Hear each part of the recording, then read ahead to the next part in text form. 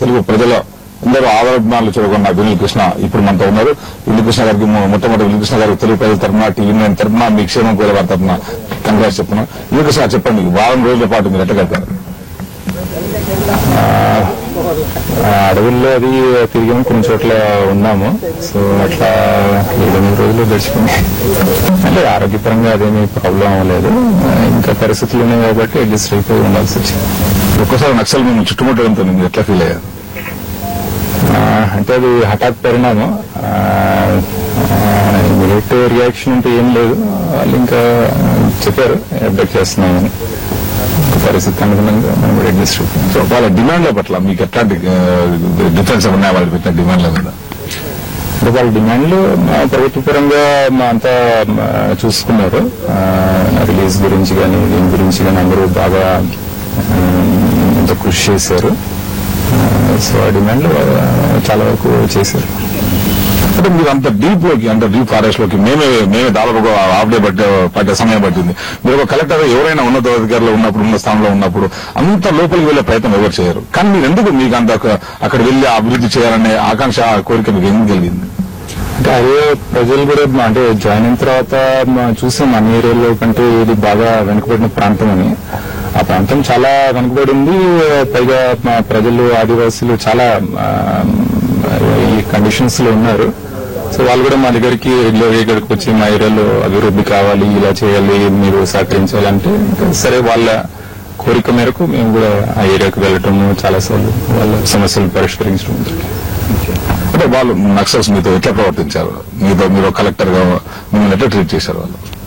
వాళ్ళు అలా ఏమీ అసౌకర్యం కలిగించలేదు, బాగానే ట్రీట్ చేశారు. అంటే మిమ్మల్ని ఏదో కొన్ని ప్రాంతాలు దింపి ఈ ప్రాంతాలను మీరు అభివృద్ధి చేయాలని చెప్పి నక్సల్స్ మీతో చెప్పినట్టు, అందుకే నేను ఇక్కడికి వచ్చాను, మీరు అందుకే మిమ్మల్ని మీకు దొరికిపోయానని చెప్పి నా మావోయిస్టులు మీతో చెప్పారు. నిజమా? ఏం జరిగింది మీ మధ్య సంభాషణ ఎట్లా జరిగింది?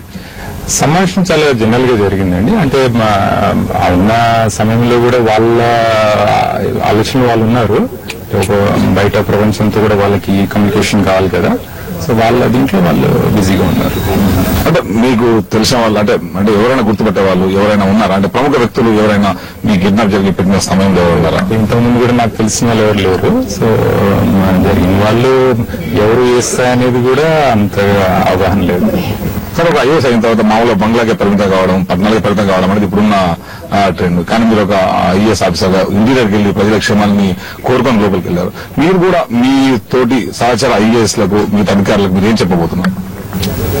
ఇవన్నీ వివరాలు చెప్పే స్థాయి నాకు లేదు. ఈ ఒక సంఘటన మూలంగా ప్రజల్లో ఉండే ఎంతో కాలం ఉన్న బాధలు అవి వాళ్ళు ఒక్కసారిగా స్పందించారు. అంత తప్పించి నేనేదో చేశానని బాగున్నట్లేదండి.